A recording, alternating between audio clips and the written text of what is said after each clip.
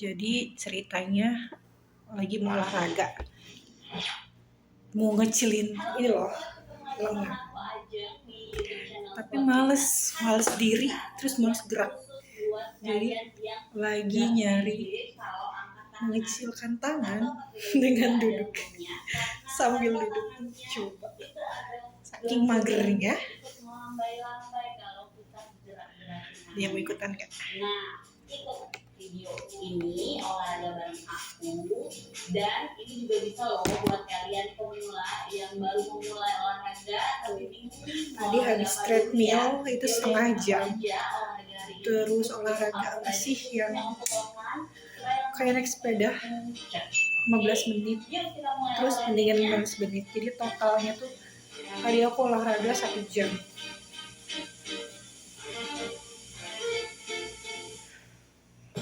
Mari kita mulai. Kita mulai aja olahraganya. Jangan lupa pakai baju olahraga yang nyaman. Nggak perlu alat apa-apa. Kalau misalnya teman-teman ada. Jadi posisinya tuh duduk gini, gengs.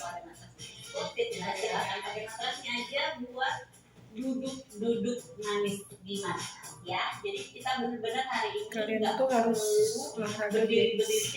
Olahraganya itu yang penting rutin setiap hari. Kalau emang baru mulai, kalian bisa mulai dengan 15 menit. Tapi kalau udah rutin, kalian bisa dalam 1 hari itu 1 jam kalian luangkan waktu. Dengan kaki bersilah. Dia pakai ini, gengs.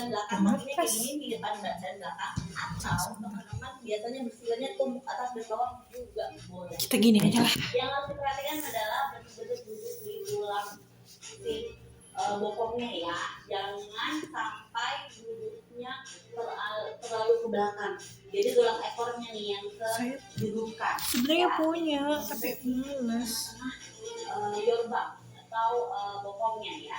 Dudukin. Karena kita ada bantalan duduk, itu gunanya untuk supaya kita duduknya benar. Oke.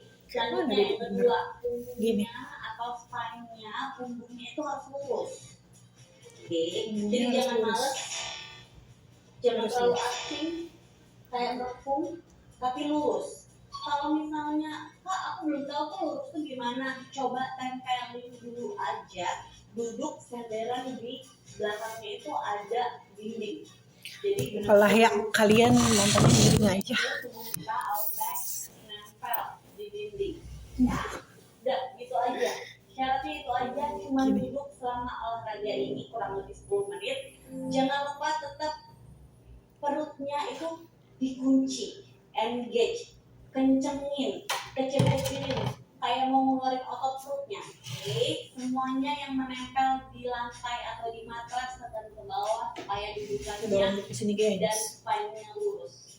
Ya, kita mulai. Pertama, gampang banget, cuma buka dan tutup.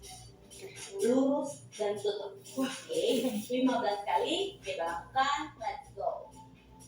Buka 2 3 Buka tutup, 4 5 6 7 8 9 10 5 4 3 2 1.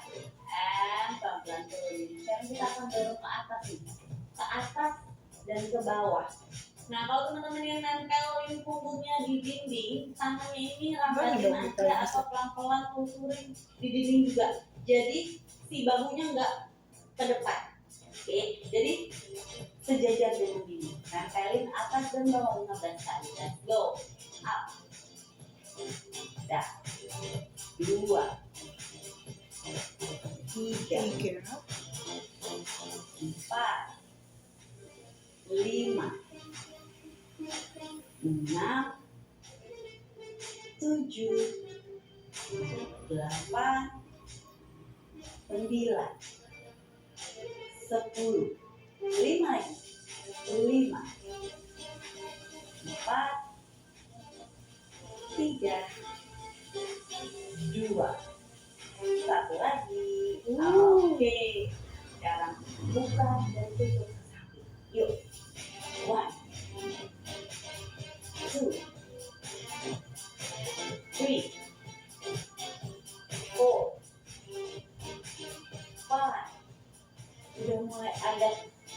gimana gitu nanti ya. 7, 8,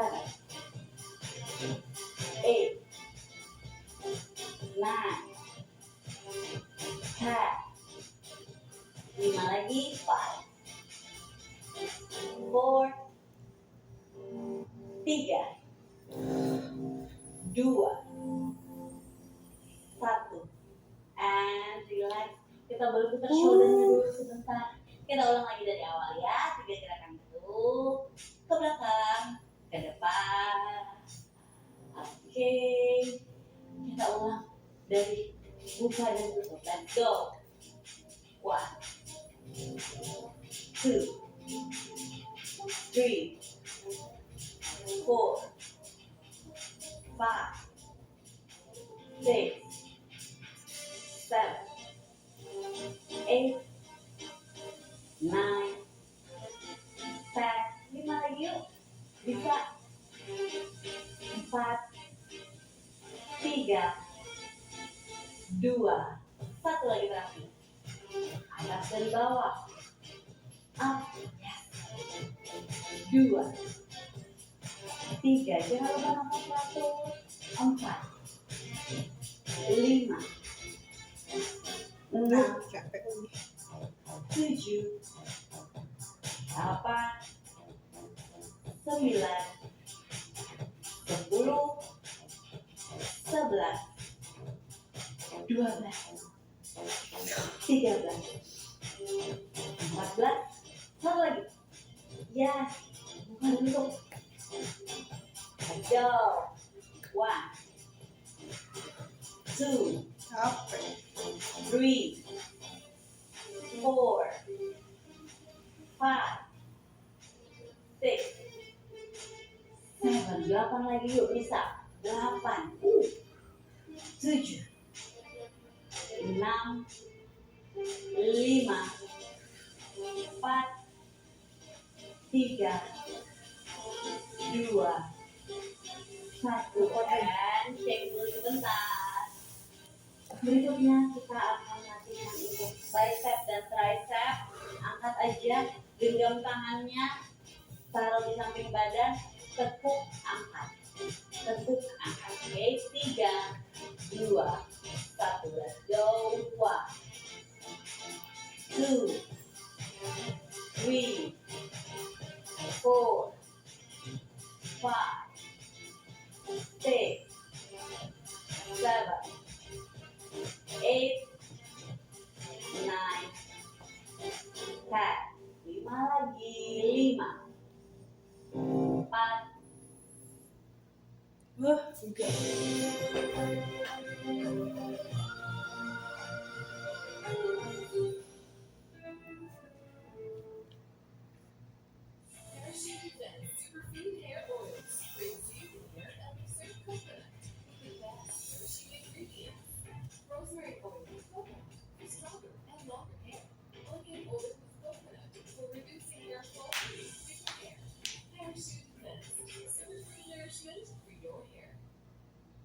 Tiga, 2, Malum ya, YouTube-nya nggak 1. premium. Satukan tangannya, tricep extension, dorong ke atas. Tangannya di samping kepala, tekuk ke belakang. Lurusin. Ya. 1, good. 2, 3, 4, 5, nafas. 6, 7, 8, 9, 10. 5 lagi yuk. 5, 4, 3, 2, 1. Sekarang tangannya boleh hook ke samping. Kita akan ke atas dan ke bawah. Hanya ke atas dan ke bawah. 15 kali. Let's go. 1, 2, 3, 4, 5, 6, 7, 8, 9, 10, 11. 4 lagi. 4 bisa. Yuk. 3. 3, good. 2, 1. And shake dikit, kita ulang ya. Bicep curl, tricep extension, dan Google bawah. Tuh, oke, 3, 2, 1, let's go. Hai Fit Squad, ketemu lagi dengan aku Ajeng di YouTube channel Squad Fitness. Hari ini kita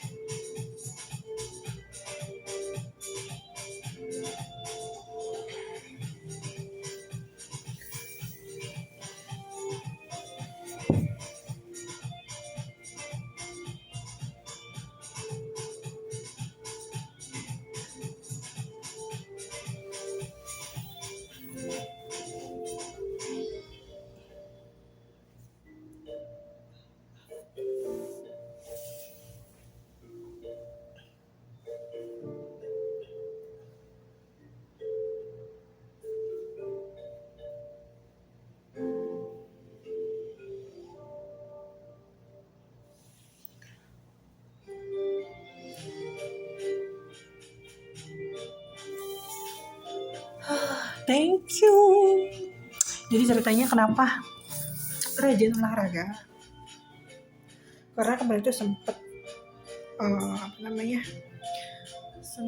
sarafnya kejepit lagi. Jadi kemarin sempet kontrol juga ke orto, terus ke fisioterapi juga.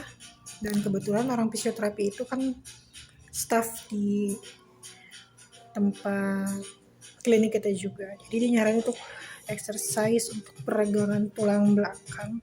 Jadi kemarin tuh sempet, ini apaan lagi? Oh bukan. Jadi kemarin itu sempet ditusuk fisioterapi. Ditusuk di bagian, punggung. Terus di deket pinggang bagian belakang sini. Gimana ya jelasinnya? Terus di bagian tulang ekor, bokong, kemudian paha, terakhir itu di bagian kaki. Itu gara-garanya posisi ngambil barang yang salah. Sebenarnya ini udah kesekian kalinya ya teman-teman aku tuh kena namanya saraf kejepit. Dan itu kalau lagi kambuh, masya Allah, luar biasa sakitnya. Jadi teman-teman kalau misalkan mau ambil barang, sebenarnya barangnya nggak berat ya, tapi kalau posisi kita salah dalam mengambil barang itu akan menyebabkan cedera di tulang belakang kita, atau kita juga bisa trauma dari exercise yang salah. Nah itu bisa bikin otot kita itu kayak kecekit gitu. Kalau orang bilang hernia nervous processus ya kalau nggak salah, atau saraf kejepit. Nah itu masya Allah sakitnya luar biasa teman-teman. Jadi saran saya tetap hati-hati kalau ngambil barang tuh jangan langsung posisi ngambil barang tuh jangan langsung kaget gitu loh. Jadi kalau ngambil barang dari bawah kita usahakan untuk agak rendah dulu atau jongkok dulu, jangan langsung bongkok ngambil. Sebenarnya tuh ini kayak nasehatin diri sendiri ya, karena sering banget lupa untuk ngambil barang kayak gitu. Contohnya jadi ngerasain sendiri sakitnya. Jadi kalau misalkan kita udah tidur dalam kondisi miring nih, miring kanan, nah itu bakal miring kanan terus. Kalau misalkan untuk belok ke kiri atau dari terlentang kemudian mau berdiri dari bangun tidur, itu bakalan susah banget. Kita akan ngerangkang, tau gak sih ngerangkang, kita ngerayap ke tembok untuk cari pegangan terus berdiri. Nah yang lebih sulit itu kalau kita kebelet pipis. Sempet kemarin itu pengen pipis banget kan, karena kan tahu ya pasti kan kalau pipis jongkok kan, itu sakit banget. Dan aku udah ngebayangin gimana caranya aku jongkok, jadi malah aku nahan pipis teman-teman. Nah saat nahan pipis itu pas lagi kebelet-kebelitnya, akhirnya udahlah terpaksa pipis. Tahu nggak, belum sempet udah sempet buka celana tapi nggak bisa, maksudnya kayak keburu-buru untuk membuka celana kanan dibuka itu susah, kiri pun susah. Jadi kalau untuk melepas celana sampai ke mata kaki itu susah. Jadi akhirnya apa?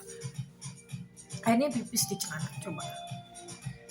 Dan itu jadi walaupun sakit banget kita harus tetap usahain untuk melakukan exercise. Kalau enggak itu makin parah kondisinya dan malah kita nggak bisa ngapa-ngapain. Terus kita juga disuruh sick-leave, disuruh istirahat total sampai pulih. Dan itu yang bikin aku kayak oke, aku harus sembuh, karena ini kan udah kesekian kalinya ya. Jadi aku tahu tipsnya kayak gimana biar sholatnya gimana, wudunya gimana, terus ke kamar mandi gimana, terus jalan gimana, terus ngambil apapun. Karena udah pernah berapa kali kayak gini, jadi kayak udah tahu tips-tipsnya kalau aku ngalamin kondisi kayak gini gitu teman-teman.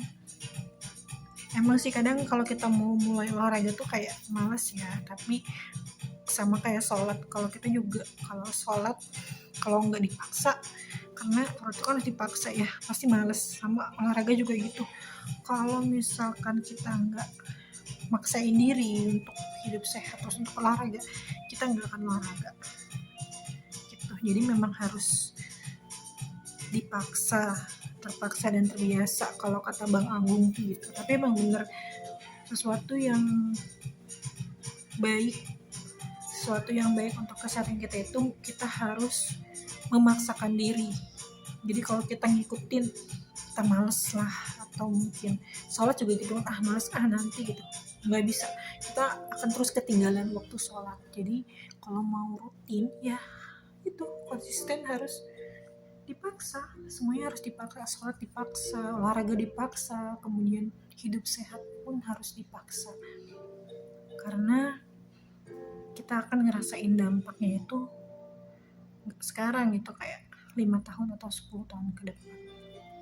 Dan teman-teman harus mulai makan makanan sehat ya dari sekarang, karena saya tuh anti banget namanya membeli makanan di luar.